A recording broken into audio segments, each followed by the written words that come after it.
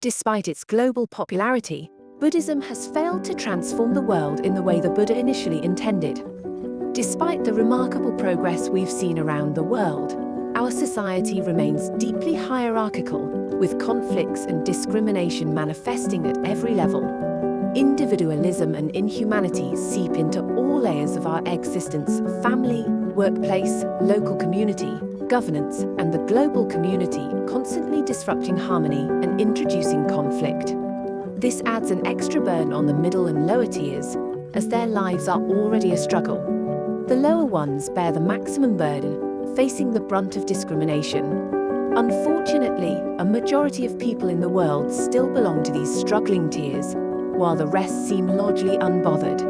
This ongoing struggle highlights how pervasive and entrenched these issues are, reminding us that true liberty, equality, and fraternity remain a distant goal. The Buddha envisioned a world where people with an intersubjective selfhood would collectively transform society for the good of all.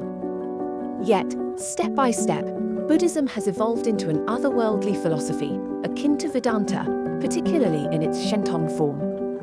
Ambedkar realized that all traditional schools of Buddhism were searching for an ultimate metaphysical truth or essence, despite their claims to the contrary. This quest for a stable metaphysical heaven or nirvana was a symptom of a self that had given up on transforming the world. Instead, it sought refuge in a higher reality than the worldly samsara. Therefore, Ambedkar felt a need to revive the original message of Buddha, aiming to intersubjectively transform the world towards liberty, equality, and fraternity. This is why Br. Ambedkar created Navayana Buddhism. He saw that traditional Buddhism lacked the transformative potential necessary to address social injustices. Let's dive into the specifics of each Buddhist school and see how they progressively moved away from the Buddha's original revolutionary vision and laid the foundation for Vedanta, which Ambedkar vehemently opposed. Using Navayana Buddhist theory, we analyze other Buddhist schools. According to this framework, the self balances subjective awareness, feelings from the body, and objective awareness, senses, as well as the subconscious collective and the conscious ego acting in the real world. A healthy self maintains this balance intersubjectively, involving others and the world. However, when the ego is grounded in a hierarchical society, it loses its intersubjective potential, becoming individualistic and estranged. It looks inward for permanence and intrinsic value. Each Buddhist philosophy seeks essence, progressively rejecting the foundation of a healthy self. Theravada views the ego as an illusion, arguing that what we perceive as ego is actually a bundle of 5 aggregates: form, feelings, perceptions, mental formations, and consciousness. These aggregates are impermanent and devoid of intrinsic essence and value.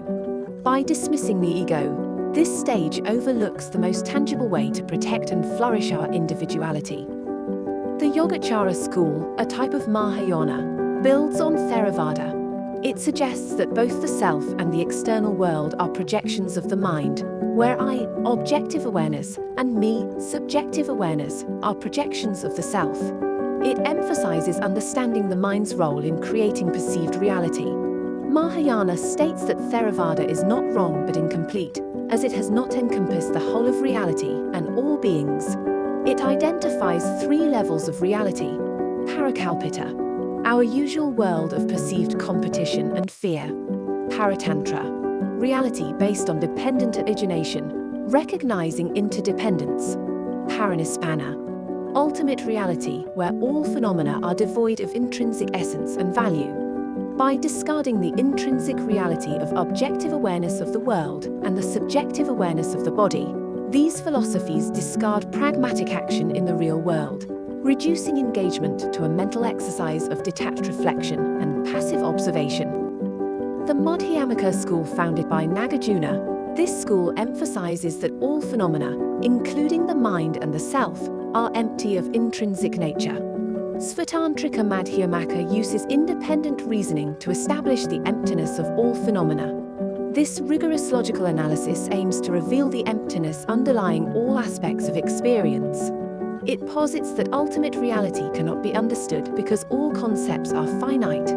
However, from an Ambedkarite perspective, this stage's focus on deconstructing the inherent nature of phenomena can become an intellectual exercise detached from practical realities, neglecting the responsibility to engage with and transform the world. This school posits that while all phenomena are empty, the emptiness itself is luminous and inherently aware. This approach suggests that the ultimate nature of reality is a clear, radiant emptiness that underlies all phenomena. From an Ambedkarite perspective, the Shentong school's emphasis on a luminous, inherently aware emptiness can lead to hypersubjectivity, promoting metaphysical speculation and detachment from social realities.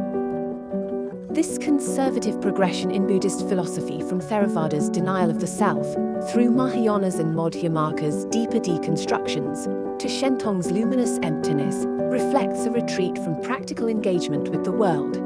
These schools have increasingly fostered metaphysical speculation and subjective contemplation at the expense of social action.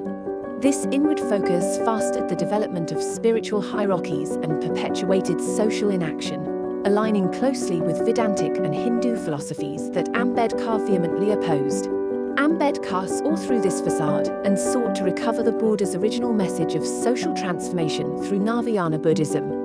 Navayana emphasizes the real, intersubjective self and collective democratic action to transform societal institutions. It aims to ensure individual dignity, social justice, and the dismantling of hierarchical structures.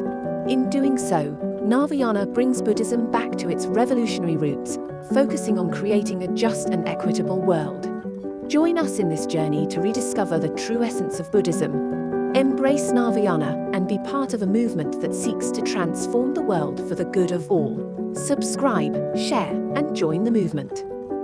Get in touch with the contact details given below. We look forward to working with you to make the world a better place for one and for all.